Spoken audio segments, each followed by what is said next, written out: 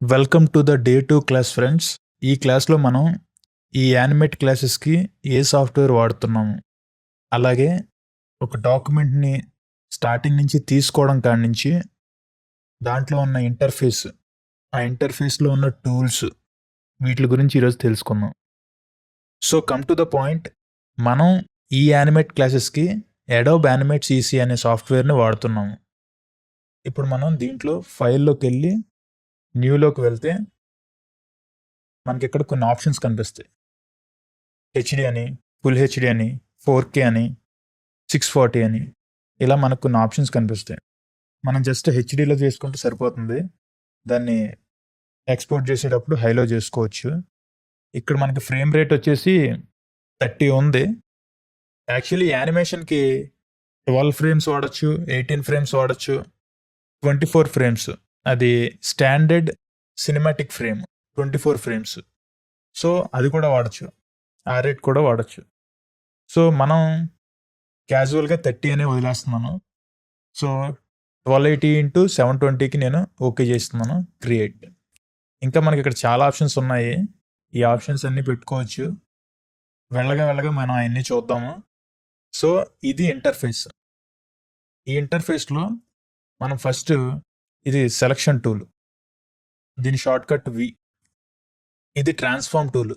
ఈ transform tool ఎప్పుడు ఉపయోగపడుతుందంటే మనం ఒక ఆబ్జెక్ట్‌ని ఇదిగోండి ఇప్పుడు ఒక రెక్టాంగిల్ తీసుకుంటున్నాం. ఈ రెక్టాంగిల్‌ని సెలక్షన్ టూల్‌లో పెట్టుకున్నప్పుడు ఇది ఎక్స్పాండ్ అవ్వడం ఇవన్నీ అన్ని కార్నర్స్‌లో జరుగుతూ ఉంటుంది. ట్రాన్స్‌ఫార్మ్ టూల్ పెట్టుకున్నప్పుడు. లేదు నార్మల్‌గా సెలక్షన్ టూలే పెట్టుకున్నాం అనుకోండి. ఇది ట్రాన్స్‌ఫార్మ్ చేయడానికి అవ్వదనమాట. అంటే సైజ్ పెంచుకోవడానికి, తగ్గించుకోవడానికి అవ్వదు. అండ్ నార్మల్‌గా మీకిక్కడ కర్వ్ కనిపిస్తుంది.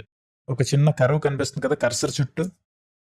ఆ కర్వ్ ఏంటంటే ఆ పర్టిక్యులర్ బాక్స్‌ని కర్వ్ చేయొచ్చనమాట. ఓకే. సో, ఇప్పుడు నేను దీన్ని కంట్రోల్ పట్టుకున్నాను. కంట్రోల్ ప్రెస్ చేస్తే ఒక ఎడ్జ్ లాగా సూది కొనలాగా వచ్చింది కదా! దీంతోటి ఈ విధంగా ఎన్లార్జ్ చేసుకోవచ్చు. సో, మీరు ఒక షిప్ ఏదైనా తయారు చేయాలన్నా, ఇది షిప్పేనా? షిప్పే అనుకుంటా. సో, ఒక షిప్ లాగా ఏమైనా తయారు చేయాలన్నా, మీకు ఈ కర్వ్ నుంచి తయారు చేసుకోవచ్చనమాట. షిప్ అనే కాదు, ఏదైనా ఆబ్జెక్ట్ తయారు చేసేటప్పుడు మనం అలా తయారు చేసుకోవచ్చు. సో, ఇప్పుడు దీనికి నేను ట్రాన్స్‌ఫార్మ్ టూల్ పెట్టా. దీని షార్ట్‌కట్ వచ్చేసి క్యూ. ఈ క్యూ పెడితే ఇది మొత్తం ఎన్లార్జ్ అవుతది. ఇప్పుడు నేను కంట్రోల్ పట్టుకుంటే ఏ పాయింట్‌నైతే డ్రాగ్ చేస్తున్నానో ఆ పాయింట్ మట్టుకే కదులుతుంది కంట్రోల్ పట్టుకుంటే. ఇప్పుడు ఇక్కడ కంట్రోల్ పట్టుకున్నాను. చూస్తున్నారా? హ్మ్. సో, ఇది ఫ్లూయిడ్ బ్రష్ టూల్. దీంతో మనకు పెద్ద వర్క్ ఉండదు. ఉండగా చెప్తాను. Classic brush tool. Just brushing చేయడం. మీకు నచ్చిన ఆబ్జెక్ట్‌ని డ్రా చేసుకోవచ్చు బ్రషింగ్ ద్వారా కూడా. And erasing tool. Erasing tool కూడా క్యాజువల్‌గానే ఉంటుంది. మీలో ఎవరికైనా ఫోటోషాప్ వస్తే ఇది ఇంకా ఈజీగా ఉంటుంది. ఎందుకంటే ఆల్మోస్ట్ ఫోటోషాప్‌లో ఉండేవే ఇందులో కూడా ఉంటాయి. అండ్ దీంట్లో ఎన్ని షేప్స్ కింద తీసుకోవచ్చు. ఇది ఓవల్ షేపు.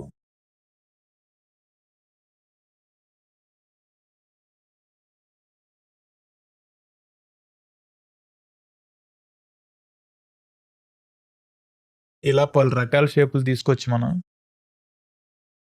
ఇదేంటంటే ఈ ఎడ్జెస్‌ని వి ఈ ఎడ్జెస్‌ని ఇలా చేసుకోవచ్చనమాట.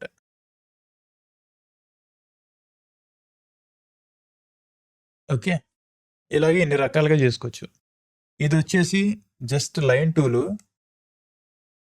లైన్‌తో కూడా ఇలా డ్రా చేసుకోవచ్చు. నెక్స్ట్ ఇది పెన్ టూల్. ఇవన్నీ ఫోటోషాప్‌లో చూసినట్టున్నాయి గదా! ఆల్మోస్ట్ ఫోటోషాప్‌కి దీనికి కొంచెం రిజెంబ్లెన్స్ అనేది ఉంటుంది. ఇదొచ్చేసి టెక్స్టింగ్ టూల్. Animation something. ఇది వచ్చేసి ఫిల్ టూల్. ఇది ఓన్లీ క్లోజ్డ్ పాత్లోనే ఫిల్ అవుతుంది. ఇప్పుడు నేను ఈ పెన్ టూల్ తీసుకొని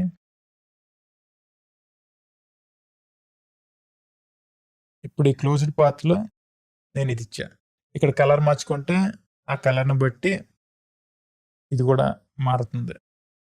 ఓకే, ఇది colour picker tool, I mean I dropper tool అని ఉంది.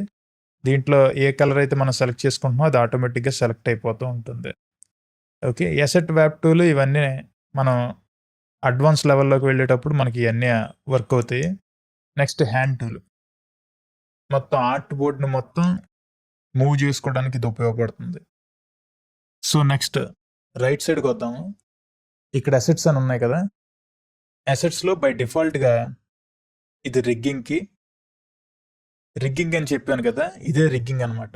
ఆటోమేటిక్గా ఈ ఆర్మేచర్ అనేది కదులుతుంది, చూసారా? యా, మనం డ్రా చేసుకున్న క్యారెక్టర్స్కి ఆటోమేటిక్గా రిగ్గింగ్ ఇవ్వచ్చు. ఈ యాక్షన్స్ అనేవి మనం డ్రా చేసుకున్న క్యారెక్టర్స్ అనేవి చేస్తాయి. ప్రాపర్టీస్, సో ఏదైనా ఒక ప్రాపర్టీని తీసుకొని చూపిస్తాను. ఇలాగే ఒక సింబల్గా క్రియేట్ చేసేసుకుంటే దానికి ఎన్ని ఫ్రేమ్స్ ఇచ్చారో అన్ని ఫ్రేమ్స్ తిరుగుతూనే ఉంటుంది. దీన్ని ఇంకా డ్రాగ్ కూడా చేసుకోవచ్చు. సో ఇలాగే ప్రాపర్టీస్ ఇలా మనం కూడా సేవ్ చేసుకోవచ్చు. బ్యాక్గ్రౌండ్, ఈ బ్యాక్గ్రౌండ్స్ కూడా మనం కొన్ని డిఫాల్ట్గా ఇచ్చారు. స్పేస్ పెట్టుకున్నా కానీ హ్యాండ్ టూల్ వస్తుంది షార్ట్ కట్. ఓకే, ఇప్పుడు ఇక్కడ బ్యాక్గ్రౌండ్ కనిపిస్తుంది కదా, యా, ఇది బ్యాక్గ్రౌండ్. ఇంకా కస్టమ్ అంటే మనం డిజైన్ చేసుకున్నవి సేవ్ చేసుకొని ఇందులో అప్లోడ్ చేసుకోవచ్చు. ప్రాపర్టీస్, ఇందాక మనం ఏ డాక్యుమెంట్ తీసుకున్నాము ఆ డాక్యుమెంట్, FPS ఇవన్నీ మనకి ఇక్కడ కనిపిస్తాయి. కలర్, అలైన్మెంట్, మనం తీసుకున్న డ్రాయింగ్ కానీ స్టేజ్ అంటే ఈ టోటల్ థింగ్, దీని అలైన్మెంట్ కూడా మనం ఇక్కడ చేయొచ్చు. లైబ్రరీ అంటే ఇప్పటి వరకు మనం క్రియేట్ చేసుకున్న రాకెట్, బ్యాక్గ్రౌండ్ ఇవన్నీ మనకి ఇక్కడ కనిపిస్తాయి. ఇవన్నీ మన లైబ్రరీలో ఉంటాయి. మళ్ళీ లైబ్రరీ నుంచి మనం ఇలా తీసుకోవచ్చు అనమాట, లైబ్రరీలో సేవ్ చేసుకొని. ఇంకా మనం టైం లైన్కి వద్దాము. ఈ టైం లైన్లో ఇప్పుడు లేయర్ల కింద ఉంది కదా, లేయర్ 1, లేయర్ 2, లేయర్ 3, లేయర్ 4 అలాగా లేయర్స్కి వెళ్తాయి. ఈ కింద ఉన్న లేయర్ ఈ పైన ఉన్న లేయర్కి బ్యాక్ సైడ్ ఉంటుంది. ఓకే, ఫ్రేమ్స్ అనేది తీసేసాం. ఇప్పుడు మనం ఈ డాక్యుమెంట్స్ అన్ని తీసేద్దాము. ఇప్పుడు ఇక్కడ అసలు డాక్యుమెంట్ మీద ఏమీ లేదు, జస్ట్ నేను ఒక డ్రా చేస్తున్నాను. ఇక్కడ చూసారా ఎర్రర్ కనిపిస్తుంది. ఈ ఎర్రర్ ఎందుకు కనిపిస్తుంది అంటే పెన్సిల్ లాగా వచ్చే ఎర్రర్ కనిపిస్తుంది కదా, ఇక్కడ అసలు ఫ్రేమ్ ఏమీ లేదు అని చెప్తుంది అనమాట. సో ఒక బ్లాంక్ ఫ్రేమ్, ఇక్కడ ఫ్రేమ్స్ కనిపిస్తున్నాయి కదా, insert key frame, insert blank frame, insert frame. So insert blank frame కొడదాం. ఇన్సర్ట్ బ్లాంక్ ఫ్రేమ్ కొడితే ఇక్కడ మీకు బ్లాంక్గా ఒక ఫ్రేమ్ ఫిల్ అయింది. ఇప్పుడు ఈ ఫ్రేమ్లో డ్రా చేయడం పాసిబుల్ అయింది. సో నేనేం చేశాను, మళ్ళీ 10 దగ్గర సెలెక్ట్ చేసి ఇక్కడ ఇన్సర్ట్ కీ ఫ్రేమ్ అని కొట్టా.